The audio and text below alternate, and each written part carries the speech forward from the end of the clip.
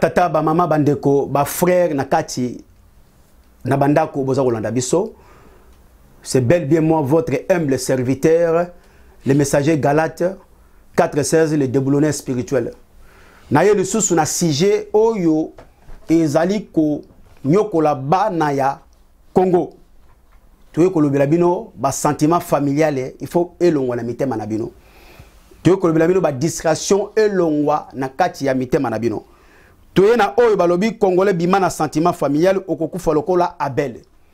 Toye na o toye koloba koyinana likunya ebotaka kufa. Toye kolobela bino congolais bima na sentiment spirituel kayendo ki ya famille na yo akolia yo. Toye na oyo kolobela bino congolais keba libota nyonso ezana bandoki nyango bakolia yo. Toye kolobela bino congolais longwa na sentiment premier ndoki ya vie na yo eza famille na yo. Congolais, toye kolobela bino, ndoki na famille, eza danger permanent, longwa na kati ya sentiment. Pourquoi? Bana nanzambe ebele, baza na kati ya ba sentiment familial, na kati ya ba sentiment spirituel a kosaranate. Na monde spirituel, sentiment zalagate. Avant na kota na makambo, ezali aspiration ebele, oyo ezali tabou na kati ya ba bâtiment. Naza moko oyo na uta na ba bâtiment. Ça fait 3 ans, presque demi, naza na kati ya ndako. Na comprenaki na kenaki mission ko de découvrir le kuta ya ba 9 pasteurs sur 10 banganga bandoki bangunza batamfu bamando na bambikudi oyo baza ko boma peuple na ngai congolais na bimi pona ko éclairer bino oyo ezozala tabou na oyo boyebi te boyeba yango avant na kota na makomi na ko senga passage na monde spirituel nzambo oyo apetindi ngai apesanga maloba Nzambe na lola totondi to komisio tata na tango lisusu na telemi liboso na yo kolo pona kolobela o itali peuple na yo elo bangai koloba te me mai ko mana monoko ngai ezala moto pona banguna ezala grâce pona bana na yo oyo lobi même les élis seront égarés bayoka mungongo na yo po basosola po yo moko zalaki sentiment talité Jésus-Christ de Nazareth oyo ko malelo ebotambo mana mitema na bango ba fungwa mamisu na molimo matoe na molimo bayoka pe bazwa motema ya sika na kombo na Yesu Kristo amen. Alors congolais lelo tokotali sabino ke avana kota na oyo boyoki nyonso na lobi oyo ezali émission ya évangile en marche. Pourquoi en marche? Il faut elo baba sujet nyonso pona lobi ko ya mwana na nzambe mais tant to lobi famille nyonso za na ndoki na bango e banda na Kayena Abel bana ya Adamu na Eva oyo na libumu moko royaume ya paix ebimi na royaume ya tribulation ebimi oyo babengi Kayena Abel famille surtout azana ndoki vouloir ou pas azana ndoki mais okolonga ndoki na amour pas na sentiment pas na distraction okozala prudent parce que ndoki na famille na yo ozana kati ya danger permanent ndoki aya pona koboma ndoki aya pona ko détruire ndoki aya pona ko panza ndoki aya pona ko sala mabe et ba déguisaka na l'ange de lumière baza makasi na ko fundana pe baza makasi na ko lela po bolexela bango miso mais 9 pasteurs sur 10 batera na kombo ya Yesu Masia yoka oyo maître alobi soyez mes imitateurs bolanda ndengai boteya oyo nga na koteya boyoka oyo aloba na Matthieu 10 verset 24 pona mwana na nzambe nyonso. Je lis la parole de Dieu. Matthieu chapitre 10 verset 34 à 36. Ainsi dit l'Éternel. Ne pensez pas que je suis venu apporter la paix sur la terre. Bokanisate na ye na kimia awa na mokili. Elobi Yesu. Je ne suis pas venu apporter la paix. Na ye ko memelabino kimia awa na mokili te. Mais na yango le combat na yende ko bundisa yango. Na verset 35 elobi. En effet, je suis venu séparer l'homme et son père. Na yango na ye ko kabola papa na mwana na ye. La fille et sa mère. Mwana ya mwasi na mama na ye na ye ko kabola bango. La belle fille et sa belle mère. Mwana ya mwasi na yo, mwasi ya mwana na yo mobali na mama ya mobali na yo na ye ko kabola bango. Oh, on aura pour ennemi les gens de sa famille. Okozala na monguna na yo oyo ya libota na yo. Ekozala bipai bobotama 10 15 yeba ozana kaye ya vi na yo. Yeba ozana ndoki ya vi na yo. Na musala yeba ozana ndoki ya vi na yo. Oyo azali demo ya filature, aza demo ya contrôle, akobolte la yo likunyu, likunda. Kobosana te élément qualité munene ya bandoki ezali gentillesse. Yango Bible lobi, il se déguise à l'ange de lumière. Puisque so bozana ndoki na famille ou mutakisi na famille, mutakisi eloko ko bomba kisi na ezali mbongo azwaka. Yango azopesa batu mususu bazana mbongo te, batu mingi ya famille banomela ye mbondo. Mti mbongo neza kisi te, nzoka ye mutalekisaka batu, alekisaka mabala ya batu, akangaka ba chance ya batu pona bozwi na ye, mingi bakomela ye mbondo po mbongo ekouvri ye, ba bomba makanelo ko songolo mpakala. So bozana ndoki akozala na gentillesse akosakana te. Na hôpital ayaka, na ba réunion ayaka, a participaka po bomelela ye mbondo, bokoyeba bango na misala, pe bokoyeba bango na barema onzamba kopesa bino. Yesu Christ alobiawa, na ye komema kimia te, peut-être ba me yazaki pona kimia te, lumière na ténèbre ekoko sangana te. Il faut ekabwana. Belle mère na belle fille na eko kabula bango. Oui, mama ya mobali azako temela mwasi ya mwana na ye boku kabwana parce que olingi libala wana te ozana bezo okonzaka mwana na yo okoma mwasi na ye okoma mwasi na ye ya butu mwasi ya mwana yo kotelemela yo ekobi mazali très important Bible mutelobi parce que mama ya mobali azana ténèbre mwasi ya mwana na aza lumière ou mwasi ya mwana na aza ténèbre mama za lumière bako kabwana mwana na papa bako telemelana. Soki mwana alingi kona na vision ya papa na yete, to monaki Isaac alandaki vision ya papa na ye Abraham. Tango balingi batumba ye mbeka, to yoki lola elobi, j'ai vu ta foi, j'ai vu ton amour avec ton Dieu. Tika mwana zwa l'agneau au sacrifié. Balobi, Isaac a participé à l'expérience spirituelle de son père. Kondima ya Isaac komaki ya kosakana te parce que yokaka mongongo ya tata ya nzambe oyo tata na ndeko lobanaza ko bota te po kisita na ngai euta na famille na ngai boyeba ke non Abraham mutu aloka ye famille na ye kisita euta na famille na ye nzambe permetaki yango pona gloire ya nzambe ebima na nzela ya Abraham ayoka experience ya papa na ye akoma mutu ya kondima. Alors Yesu ke salobi siko toza kokota mama ya makambo boyebi histoire ya Kaye na Abel. Batalisi awa na mukanda ya Genèse 4 premier verset 11. Bazalaki bana ya tata moko mama moko. Nakoke na lombangu batalisi awa balobi Genèse chapitre 4 na premier verset à 11.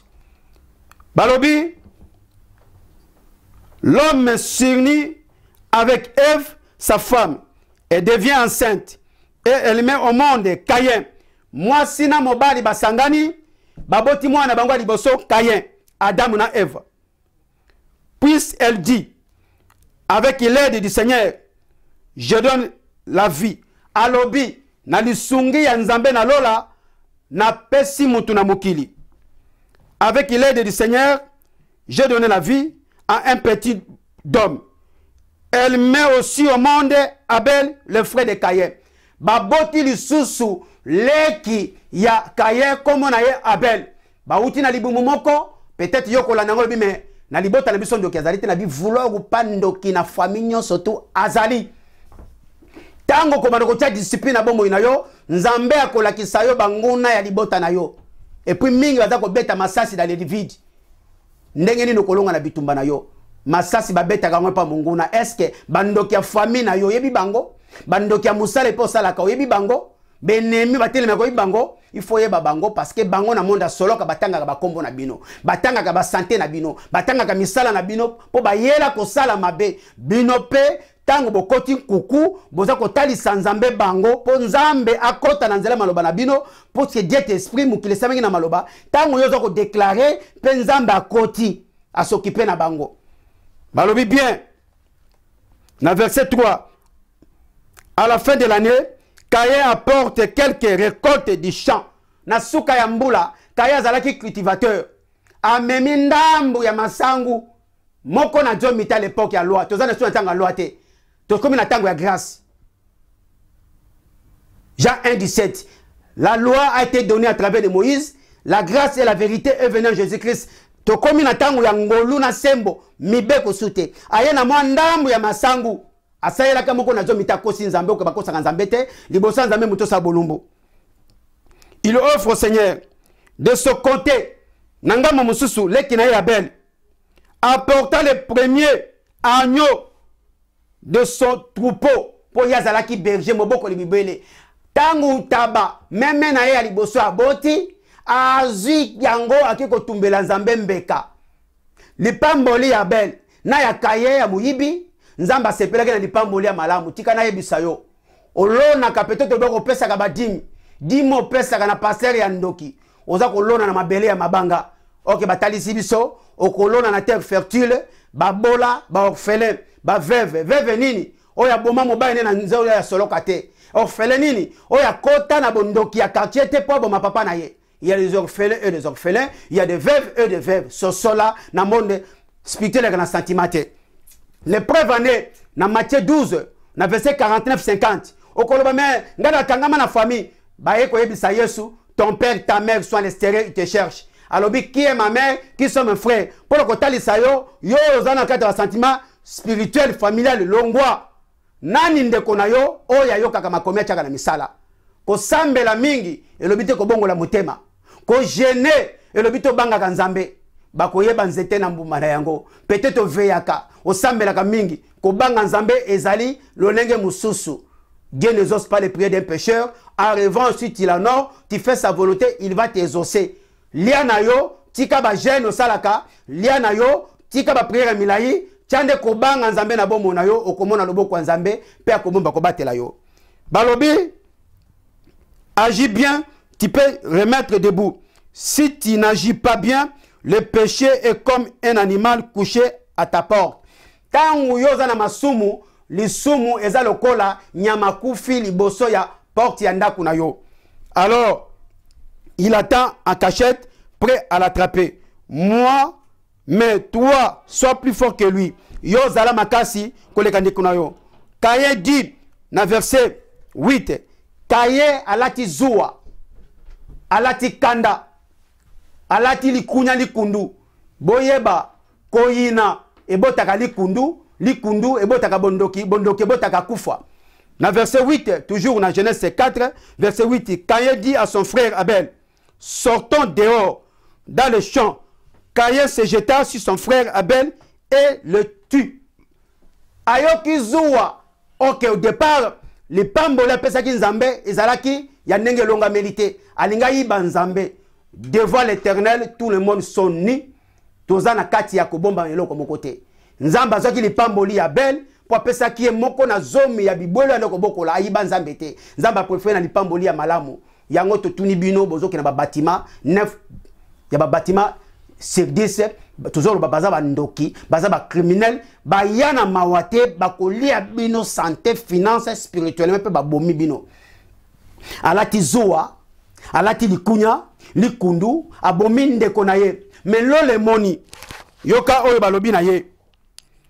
Alors le Seigneur dit à Caïn, où est ton frère Abel? Caïn répondit, je ne sais pas, et c'est que je suis le gardien de mon frère. Nayebi et pas yazate. Nga nazali sentinelle. Nasala gardien de konangai, azako yano lanzambe parce que ça comme na maboko makila. Alors, qu'est-ce que tu as fait? J'entends la voix du sang de ton frère dans le sol. Elle crie vers moi pour demander vengeance. À moi la vengeance, à moi la rétribution. Owangani me makila ya muto yo boma na soloka, makila ya muto boma na magie, makila ya bandimi innocent oyo yo sacrifia po etonga na yo tonda pose la muto mbongo na société songolo mpakala ou ya échafaudage ou l'église otonga balobi makina bango za koganga makile za koganga nzambe alobi na moni nyonso sala nzambe ayeko yebisaye na verset 11 abi le sol s'est ouvert pour recevoir le sang de ton frère que tu as tué et bien maintenant ce sol te maudit. Alors oyo tokolobe na bino yango wana Abel akufi pona libonza oyo abonzelaki nzambe na ye liboso ya ndeko na ye ya likundu likunya elingi koloba eloko nyonso kosala ya malamu pona nzambe kolakisango na mutu te ni tata na yo ni mama na yo ni ndeko na yo ni pasteur na yo ni diacre salango en privé na nzambe na yo tala ye akosaki nzambe ndeko na kosi nzambe te alati libela likunya na likundu la haine de ton prochain c'est une offense contre Dieu malheur à celui qui la nourrit likunda na likundu ya ndeko na yo ezali kosomoka liboso na nzambe mawa na muto aza kolona na motema aussi okoma ndoki inconscient pe okoma ndoki conscient na makambo zali kosala balobi na ye tu seras maudit emema epeti na liwa le sorcier ne restera pas impuni mais batalisi awa mama makambo ke lipamboli oyo asalaki mutu ememeli ye liwa na ndoki ya famille na ye kindoki banda depuis jeunesse depuis bandela mokili na kati ya libumu nyonso tu ndoki azali mais bolingo nde ekoyeba na kolonga makambo oyo yango tolobi congolais congolaise bima na kati ya sentiment familial banda kotanga makomi salela kobanga nzambe boyoki na Matthieu 10 na 34 à 36 ndenge Yesu Kristo oyo betelaka mabolongo ndenge obetelaka maboko jenaka mais asa jena pona yo na ngai asa sala nyonso oyo baza kosenga yo nde ozala l'écoute peut-être nano moni bandoki ya famille na yo te omoni bakaye ya vie na yo te tia kobanga nzambe nzamba kofungula yo miso kolobela yo na bandoto pe ndenge aloba na basakoli ebele oyo ya benga Abraham baso na nzambe na ndoto alors okoloba nakoyeba ndenge nini yekola kobanga nzambe tuna ye na téléphone spirituel ya nzambe ezali Jérémie 33:3 évoque-moi je te répondrai je te montrerai les choses cachées oyo nani oyebi te ya famille na yo belela ngai nakoyoka yo nzambe nakolakisa yo mai oyo oyebi te nani akobelela nzambe po nzambe ayanola ye oyo akobanda kosala makambo ezosepelisa nzambe oyo alobi na Genèse oyo alobi na Jean 9 verset 31 nayokaka losambo moto ya mabe te ya lokuta te ya moyibi te mais soki abongoli motema akomi kosala posa na ngai nakoyanola ye nde nzambe akomi kotalisa yo peut-être nzambe asa atalisa yo mais oyebi bipai okobeta masasi te nyonso kosala zala na secret spirituel na nzambe révélation ezali bipai oyo yo okotambusama na nzambe na yo tomonaki Judas Iscariote po ateka Yesu apesaki révélation ya baiser na litama na ye nde ba scribe na ba pharisien ba comprendre Yesu ango ye wana parce que Bible bengi Yesu il était ni beauté ni éclat kati na ba yeko na ye moye ba identifier zalaki te il fallait ba pesa ye baiser ya trahison nde révélation bimi bateki ye alors bima na kati ya sentiment oyo tokolobela bino yango wana alors toyoki bien na psaume 25 na verset 14 à 15 elobi nini pona mutu oyo azali kolela epai ya nzambe psaume 25 verset 14 à 15 elobi oui psaume 25 verset 14 à 15 elobi nini na 14 elobi si quelqu'un respecte le Seigneur lui montre quel chemin à choisir. Il vivra dans le bonheur et ses enfants posséderont le pays. Dans verset 14, balobi soki moto akotosa nzambo akila ye akolakisa ye nzela malamu oyo akotambusama. Dans verset 13 elobi il vivra dans le bonheur akozala na kati na esengo na kati na kosepela. Et bana na ye bakokonza mokili okobota ba docteur okobota ba ministre okobota bato ya ndenge na ndenge parce que il faut ba adopter fruit na yo. Alors na verset 14 toujours na psaume Dans Psaume 25, verset 14, le dit, le Seigneur confie ses secrets à ceux qui les respectent. Il leur fait connaître son alliance. Nzambe yoka secret. Alors, secret, ya Nzambe alakisaka ngope kaka na ba oyo yaye. Ngana yo to mituna toza na position nini oyo po Nzambe alakisa biso ba makambo. Alors, tulinga to le belabino ba sentiment familial il faut bolongola yango. Libota nyonso bandoki bazali. Ba kaye bazali. Kozala na ndoki na famille ozana kati ya danger. Ozana kati ya danger permanent. Ndoki ayela koboma, ndoki atondaka te, ndoki andimaka mutu te. Même osombeli ndoki ndaku. Tikala koyeba na monde ya sorcellerie, tribalisme ezalaka te. Na monde ya sorcellerie, trahison ezalaka te. Mukongo bakosangana muluba pona intérêt na bango bakwesa mutu a mutu. Ndoki ya mukongo na ndoki ya mungala na quartier bakoyokana pona intérêt na bango makila etanga.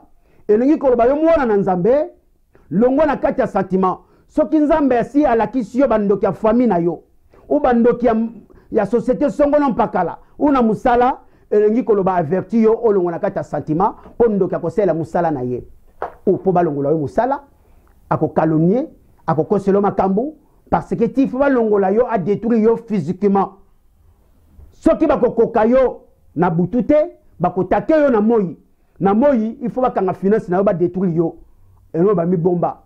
Le preuve en est Joseph na Marie bakoko lo bakeno Yesu Christ azali mosalisi musungi toboti mokonzi tokobanga Hérode te. Mais na butu basaleli révélation oyo yo peut-être on négligeaka. Mais bazui Yesu Christ na tongo bakangi bisaka batika nyonso na ndako bakenda bakiko bomba mwana na bango. Nzamba yebisi bango lisusu retourne bozonga. Celui qui cherchait la vie de petit enfant, il est mort. Bozonga oyo adeko luka liwa ya Yesu Christ azongi po abana misala elingi koloba soki Nzamba yebisi kozonga na kisasa te kozonga te na sentiment na ote ifala kiso bandoki nyosa famille na kisasa po moko yo gérer bango. Pour Yesu Christ pe bakoko zongi c'est rapidement na Israël mais bazela ki ta ya Nzambe ke Hérode akufindi azongi sosola ato yeko fungula bino oyo ne kolala te. Première chose qualité ya ndoki ezalaka gentillesse. Alors elingi koloba awa bima na maseki okomi batela mandenge nini na mutu oyo aza ko meka koyokola kobanga Nzambe okobundisa bango na Psaume 35. L'Éternel accuse ceux qui nous accusent, combat ceux qui nous combattent, empare-toi du petit et du grand bouclier, lève-toi pour nous secourir, brandis la lance et le javelot contre nos persécuteurs. Dites à notre âme, nous sommes ton salut, qu'il soit honteux au-dessus tous ceux qui en veulent à nos vies. Qu'il soit emporté comme la paille par le vent. Que l'ange de l'Éternel les poursuive, les chasse, que leur route soit sombre et glissante. Nzamba koti na kata maloba na yo, nde agir pour te mukile salema na maloba. Kobosa na te yango otokolo bela mino yango wana parce que congolais bana na Nzambe bazo kufwa mingi na ba sentiment familial. Salela révélation, salela le coûte, longwa na kati ya sentiment. Olobi kosunga botoli kufwa. Soki mutu azali konyokwama ava kosunga ye tuna Nzambe basungaka Nzambe te. Peut-être azana barando na Nzambe, yo lingo sunga Nzambe, okosungi bitumba na ye elandi yo. Sosola. Soki nguma lali, kokele kotumula nguma te parce kamelaki ngboloko. Akolakisa za nguma komela yo. Mwana na Nzambe fungula matoi. Pasteur na yo boza koluka lobiko.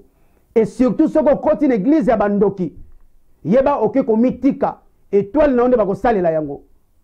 Bom nyonso tu ya bakosalela yango. Bazanga mawa, baza sans état d'âme. Mikoloko ya tokolobela oyo to babengi ba sataniste. Parce que église ezali kokamba na ba sataniste ba pasteur zairwa yango mona ka bandoki batondaka parce que ndo sataniste azali ministre ya Satan. Ndoki azali mwana musala ya Satan, ya Satan. C'est-à-dire ndoki na kati église azali mwana musala ya sataniste. Babanga ka sataniste bo sataniste a contrôler ka ndoki. Yango mona ka bandoki batondi mingi na batima, bakopesa ka badimi, batika bamba, baloka ka bandimi. Bazokanga ba chance na bango parce que bango ba corrompaka ba pasteur wana sataniste na badimi bachaka na ba panier, bayaka po ba détruire misana bango po ba sataniste ba contrôler ka bango. Bazana niveau sataniste azana un plus ake ko luka. Pour sataniste azali mutu o ifaza na mbongo. Azana ba vie nomoro eze noble pour à se régir et la kisi fatang saka makila. Alors bando ki faut aller ben église na ye pour ba bomaka batu. O azana mato ya koyoka ayoka. O azana mutema kondima andima. O azana makola kotambola atambola ndenge Abraham atambolaka asayaka sentiment familial était parce que kisita na ye uta na papa na maman na ye menzamba permettra kiango. Dieu sert le plan des diables pour se glorifier et pour nous élever après. À la kisaki keno azali kola bandoki.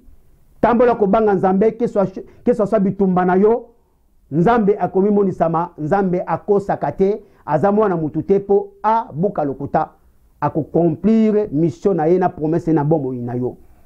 Longwa na bajime, longwa na bajene, longwa na balouange, tiako banga nzambe na bomo na yo banda ko yoko la discipline, okomona visitation ya nzambe na bomo na yo pe mukili ekoyeba nako tatola. O tokolo belabino yango wana mikolo koya tokolo belango lisusu toko développer nzambe na lola abomba abatela bino azala na bino que le salut et la grâce et la bénédiction de Dieu Tout-Puissant vous accompagnent dans vos maisons. Oyo tokoza na bino yango wana. Bon dimanche. Nzambe amona bino. Topesi mbote na bana nzambe nyoso tu partout na monde na tipa bazali. Émission na bino yangoyo. Bo s'abonner massivement. Ba sujet bana kolobama ebele o na lobama te par la grâce à Saint-Esprit et kobima. Parce que ezali ebele et kolobama. Parce que Congolais azako kufa lokola ba soso. Congolais azako kufa lokola mpese na zanda ba soso. Oyo tokolo belabino yango wana longwa na kata sentiment. Balobi te okabate.